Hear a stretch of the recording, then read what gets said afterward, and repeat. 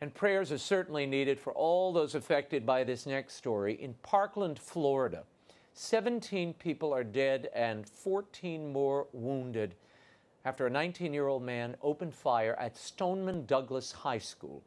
The suspected shooter, Nicholas Cruz, is now in police custody and he's been charged. Cruz was a former student at the school who had been expelled for disciplinary reasons. It is the deadliest school shooting in the U.S. since 26 people were killed in Connecticut at Sandy Hook Elementary back in 2012. Here with analysis is Father Charles Sikorsky, president of the Institute for the Psychological Sciences at Divine Mercy University in Arlington, Virginia, and he's joined by psychologist and dean, Dr. Suzanne Hollman. Thank you both for being here. You're welcome. I want to start with some of the traits of these shooters that we've seen in these mass shootings. In your clinical work, doctor, what are you seeing? What should people be on the lookout for? Obviously, in the case of Cruz, he was isolated, he was shunned by his peers, off to himself. What else should they be looking for? What else is common among these shooters? I think those are very good starting points. The first thing we usually look for is any change in behavior. Is the person more withdrawn? Do they seem preoccupied with things that they may not have been as preoccupied with before? Is there a distinct change in mood? Are they spending more time alone, not coming out of their bedroom, for example, for hours at a time? So I think any significant change should immediately be flagged. And from that point on, what that change looks like becomes significant then. Well, we hear people, we heard the sheriff the other day, and we heard it again today, the sheriff in Broward County saying, if you see something, say something. People don't know what to see. They don't know what to look for. What should they be looking for?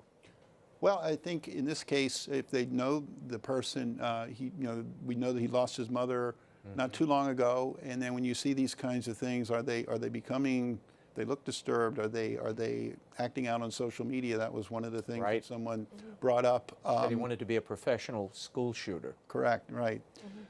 Things like that you would notice something that's just not normal. That they just seem more tense and stressed, and it's not easy. It's not easy, I don't think, for a person to recognize that. But Dr. Hollman, are there often tells in their everyday behavior? Are they more prone to violent outbursts? I've read some things where they're abusive to animals. There's family violence in some cases that they've witnessed or been subjected to. Is that a common trait?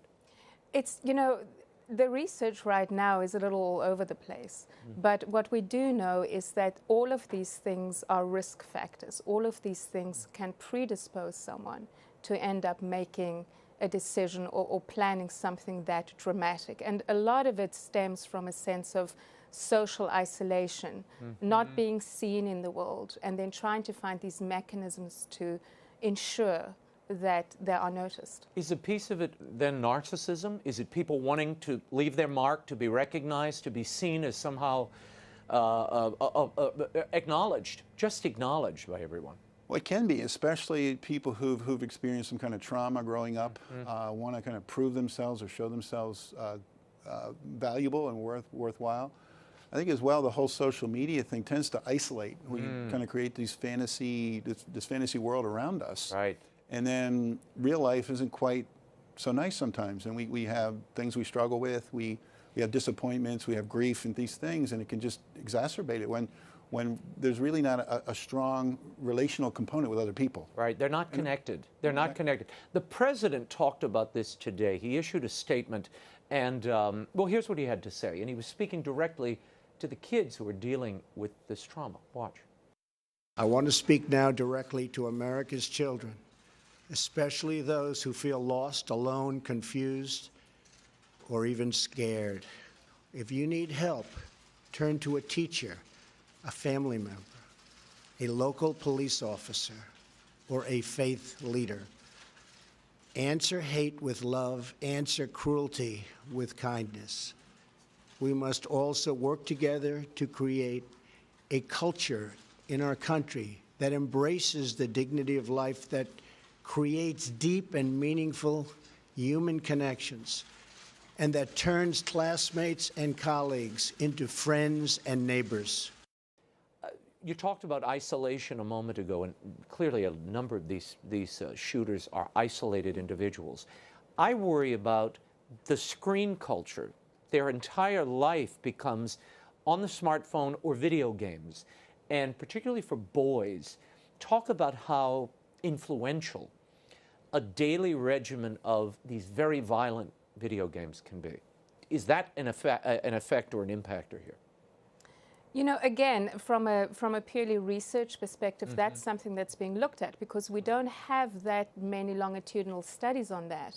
But again, the mere act of someone isolating themselves in a dark room for days at a time, watching extremely violent content, I think that I don't even think you need to be a psychologist to look at that and think and say, that doesn't sound right somehow. Yeah, no, it's vividly violent content. I mean, the detail of some of these games, heads being blown off, and I think when you put that on a widescreen TV, and you've got some of them have the gun actually part of the game, you plug it into your console. Adam Lanza, I'm thinking about the Sandy Hook shooter, they found a cache of games. Left 4 Dead, School Shooter. These were the games he was playing and marinating in every day. Surely that has some impact. I think so, especially in our culture today that's so dysfunctional in so many ways, right? The breakdown of the family, of marriage, of life, all these things that the church teaches and preaches about and sometimes takes a lot of heat for. There are consequences for ignoring that, and the church isn't out to just make rules. We do it because the church teaches what it teaches because it supports the good of the human person. Well, you know, and that's what we really need to be focused on. What kind of culture are we creating? Yeah, we're hearing a lot about gun control now, and people, inevitably, they have that conversation. And look, that's a worthy conversation. You know, you have access to these weapons. I get it. On the other hand, there's almost no attention to the human person involved with pulling the trigger. And it seems to me we have to focus on what is driving young people to go into these schools, some of them schools they knew or places they know, and enact this sort of murderous violence on people. Why do we see the increase? Is it, as Father was alluding to, familial breakdown? Is that part of what we're seeing here? You know, I think that has a lot to do with it because it encourages this sense of disconnect that so many people feel. And the attachment theorists have a term called relational trauma. And relational trauma really speaks to that sense of disconnection, that people have these traumatic relationships or absences of relationships, and there is no one there to repair those relationships. And in the absence of that repair, that is when people feel that literally there is no one there for them, and that they will then proactively go and try to connect through violence, essentially. Father, what should we do as classmates, teachers, clergy, parents, members of a community? Is there something we can do or be on the lookout for to stop or intervene before another one of these senseless tragedies occurs? Well, we can follow up on some of the things that Dr. Hollman mentioned. But I think the bigger question, you know, John Paul II once was talking about this, the problem of evil in the midst of some crisis, and he mentioned that certainly as Christians, you know, we deplore evil actions. He said, but that's not enough. We're called to do a lot more. And he quoted St. Paul, we're called to conquer evil by doing good. And the ultimate answer is spreading the Christian faith. And it's working together to evangelize our culture, to create, to evangelize, but also to create respect for the family and really draw attention to the fundamental values that build our culture up. Unfortunately, that's a long process, but you know, evangelization is a team sport, and we all have a role, not just clergy. Well, and beyond evangelization, or perhaps the first movement of that evangelization, has to be love and human concern. And look, I've watched very closely interviews with these kids, some of them very articulate. The kids that went running out of that school in terror the other day as the gunfire broke out. But they also admitted they didn't know him. They had no interaction with him. They considered him kind of a freak and an outcast. He sat in a gazebo that they designated for kind of the freakish kids. There was a role that I think we all play in these things, known or unknown, seen or unseen, to coin a phrase. How do we arrest ourselves and sensitize ourselves to these people who are crying out, perhaps silently, in their isolation? I think that the first step really is to look deep inside ourselves and ask ourselves, when we do notice something, what is it that's stopping us from reaching out? Is it because it feels too difficult, or we're not sure what to do? Is it too threatening? We really have to push ourselves to reach out to those people who are in that gazebo, as you say. Yeah, and sometimes it's just a conversation. That's what right. they lack. And another part of that, we talked before about the social media and the phones. You know, maybe parents can start controlling that a little bit more, so that when your kids are with their friends in school, they're not just checking their phone and so forth, but actually paying attention to the person next to them. You know, I'm amazed in so many communities across America. Here, we lived in Virginia for many years, and we recently moved back to New Orleans. The difference in the way the children interact with one another is startling to me as a parent. When we were here, most kids dated, courted, had their relationships sitting across from each other, texting with a phone. You almost never see that in New Orleans. Now, that doesn't mean they don't text, but when they get together, they're really talking, they're interacting. Sometimes they're fighting and arguing, but they're at least connecting as people. It seems to me we have to insist upon that for kids. Yes. And have we done enough as educators, as parents, in that area? I don't think we have, and I am increasingly seeing cases where the parents and the children are texting one another to solve conflict. Not talking, even though they're in the same house. Even though they're in the same house, that you will have a teenager and a parent have an argument over text messaging. So I guess we need to start at home.